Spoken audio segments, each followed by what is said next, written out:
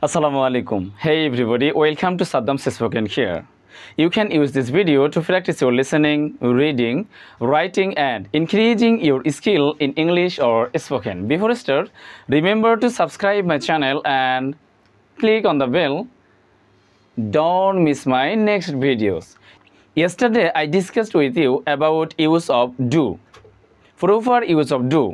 গতকাল আমি আপনাদের বলেছিলাম যে do দুই ভাবে ব্যবহৃত হয়। Number 1 as a main verb, বাক্যের মধ্যে শুধু একটাই ভার্ব থাকবে সেটা ডু। আর 2 নাম্বার হচ্ছে ফর মেকিং কোয়েশ্চেন্স, প্রশ্ন অর্থাৎ ইন্টারোগেটিভ প্রশ্ন তৈরি করার জন্য ডু ব্যবহৃত হয়। ডু এর খালাতো ভাই হচ্ছে ডাজ। এখন কথা হচ্ছে ডাজ কখন ব্যবহৃত হয় আর ডু কখন ব্যবহৃত হয়। আমরা গতদিন বলেছিলাম, মনে আছে কি? চলুন তো দেখি বলি।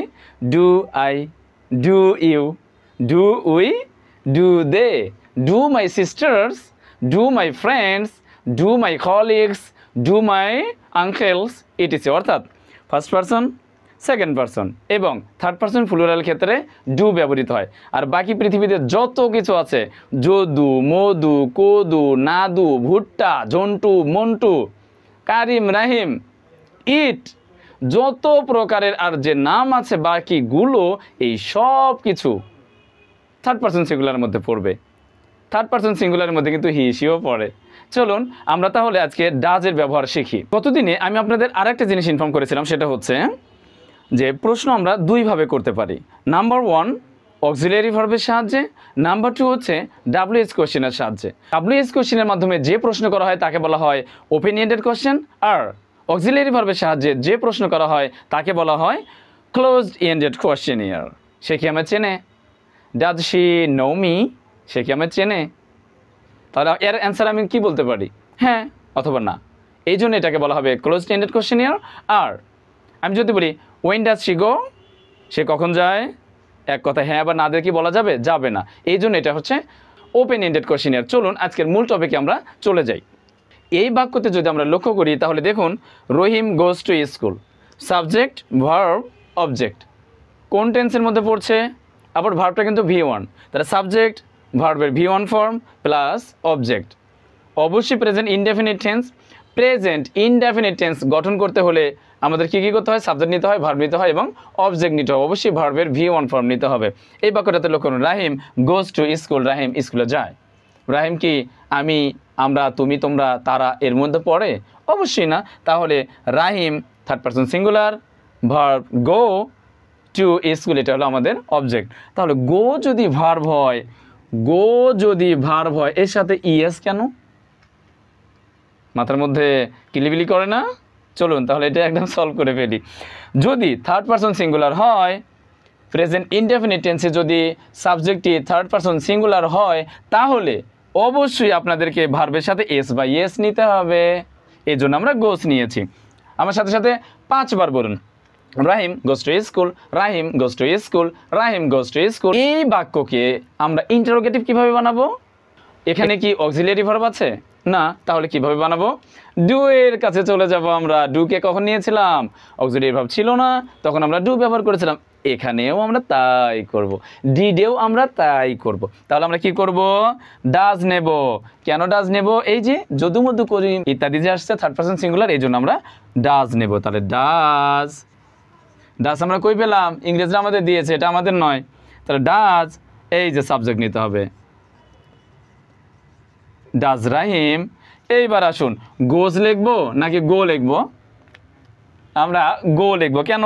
এই যে এর ইয়েসটা যে ডাজ নিয়ে নিছে, এভাবে মনে রাখুন, যেহেতু গোজ আর ডাজ, এই ডাজটা ডুটা এর ইয়েসটা নিয়েছে, সো গোতে আর তো ইয়েস থাকলো না। এই জন্য এটা আমরা শুধু গো নেব। অর্থাৎ যখন আমরা ডাজ দ্বারা ইন্টারোগেটিভ সেন্টেন্স তৈরি করব, তখন আমাদের ভার্বের সাথে এস বাই এস আর থাকবে না, ও শুধু ভিএন ফর্ম থাকবে। তার does Rahim go to school, does Rahim go to school. Rahim কি স্কুলে যায়? বলুন আমার সাথে, does Rahim go to school, does Rahim go to school, does Rahim go to school. Okay, তাহলে চলুন পরের এক্সাম্পলে যাই। পরের এক্সাম্পল আমি কি বলেছি, মিনা ডাজ এভরিথিং, মিনা সব কিছু করে অনলি ফর রাজুস পপুলারিটি, রাজুর পপুলারিটি, রাজুর জনপ্রিয়তার জন্য। এখানে দেখুন তো ডাজ ছাড়া, ডু বা ডাজ, এই ডাজ ছাড়া কি অন্য কোনো ভার্ব আছে? অন্য কোনো ভার্ব নেই। সো এখানে অ্যাজ আ মেইন ভার্ব হিসেবে ব্যবহৃত হয়েছে। এবার এখানে দেখুন she does it for her brother, সে তার ভাইয়ের জন্য এটি করে। শি ডাজ ইট, সে এটা করে, ফর হার ব্রাদার, তার ভাইয়ের জন্য। এখানে ডু, এই যে ডাজ ছাড়া কি অন্য কোনো ভার্ব আছে? নেই। যেহেতু ডাজ ছাড়া অন্য কোনো ভার্ব নেই, সেহেতু এটি অক্সিলারি ভার্ব হিসেবে নয়, এটি হচ্ছে মেইন ভার্ব হিসেবে ব্যবহৃত হয়েছে। তাহলে এই ডাজওয়ালা বাক্যকে আমরা যদি ইন্টারোগেটিভ করতে চাই, তাহলে আমাদের কি করতে হবে? এই ডাজটাকে আমরা সামনে নিয়ে যাব? ইম্পসিবল। এই ডাজকে আমরা সামনে নিয়ে যাব না, তাহলে আমাদের অতিরিক্ত একটা ডাজ আসবে। কেন অতিরিক্ত একটা ডাজ আসবে? কারণ এখানে অক্সিলারি ভার্ব নেই, আর প্রেজেন্ট ইনডেফিনিট টেন্সে অক্সিলারি ভার্ব নেই জন্য ইংরেজরা বলেছে তোমরা ডু এবং ডাজ ব্যবহার করো। ডু ব্যবহার করো সব ক্ষেত্রে, আর ডাজ ব্যবহার করো থার্ড পারসন সিঙ্গুলারের ক্ষেত্রে। তার থার্ড পারসন সিঙ্গুলার যেহেতু মিনা, এই জন্য আমরা ডাজ নিলাম, ডাজ, তারপরে সাবজেক্ট নেব, ডাজ মিনা। এবার এখানে এই যে এখানে ডাজটা নিয়েছি, ইএস নিয়ে ফেলছে, এই জন্য এটা আমরা কী করবো? ডু। তাহলে does Meena do everything, everything এটা আমরা লাস্ট পর্যন্ত লিখে দেবো। তাহলে কি হচ্ছে? Does Meena do everything for Raju's popularity. Meena কি রাজুর পপুলারিটির জন্য সব কিছু করে? ইয়েস, শি ডাজ, হ্যাঁ সে করে। ওকে, আমরা দেখলাম ডাজ কিভাবে মেইন ভার্ব হিসেবে ব্যবহৃত হয়। এবার দেখব ডাজ কিভাবে অক্সিলিয়ারি ভার্বের মতো ফর মেকিং কোশ্চেন্স এর জন্য ব্যবহৃত হয়। চলুন আমরা কিছু এক্সাম্পল দিয়ে ফেলি।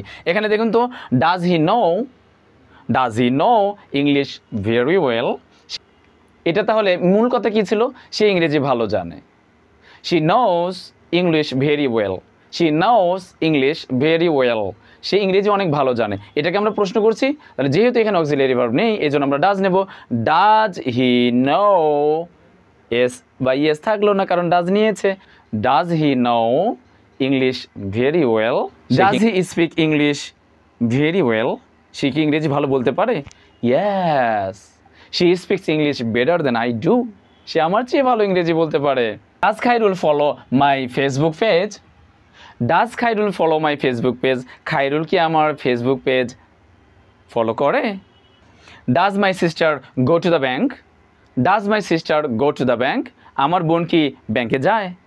ডাজ, আমার সাথে সাথে বলুন, বারবার না বললে হবে না, বলতে হবে। ডাজ রাহিম গো দেয়ার, রাহিম কি সেখানে যায়? ডাজ হি ইট ইট, সে কি এটা খায়? Does Mukta familiar to me, Mukta কি আমার চেনা? Does Mukta familiar to me, Mukta কি আমার চেনা? ডাজ ইট ওয়ার্ক, ইহা কি কাজ করে? ডাজ ইট ওয়ার্ক, ইহা কি কাজ করে? Does your brother go to school every day, তোমার ভাই কি প্রতিদিন স্কুলে যায়? Does your sister it this mango, তোমার বোন কি এই আমটি খায়? ডাজ কারিম গো দেয়ার, কারিম কি সেখানে যায়? ডাজ হি স্লিপ ওয়েল, সে কি ভালোভাবে ঘুমায়? Does my father sleep well, আমরা। Does Nirab talk with me, Nirab কি আমার সাথে কথা বলে? ডাজ মনি লাভ মি, মনি কি আমাকে ভালোবাসে? ডাজ মাফু ফেড হার সন্স, মাফু কি তার সন্তানদেরকে খাওয়ায়? তাহলে আমরা আজকে কি শিখলাম? আমরা শিখলাম হচ্ছে ডাজটির অ্যাজ এ মেইন ভার্বের ব্যবহার এবং ডাজের অক্সিলিয়ারি ভার্বের ব্যবহারের মতো for making questions, WS question ছাড়া যে কোশ্চেন করা হয়, ক্লোজ এন্ডেড কোশ্চেন তৈরিতে ডাজের ব্যবহার। নেক্সট দিনে আমি আপনাদের সামনে আসছি ডিড এর ব্যবহার নিয়ে। জানেন ডিড কোথায় ব্যবহৃত হয়? একটু বলি কানে কানে। ডিড ব্যবহৃত হয় ফার্স্ট ইনডেফিনিট টেন্সে, বলে রাখলাম, মনে রাখবেন কিন্তু। সো আজ আর নয়, no more today guys, please follow my Facebook page and YouTube channel. So bye bye.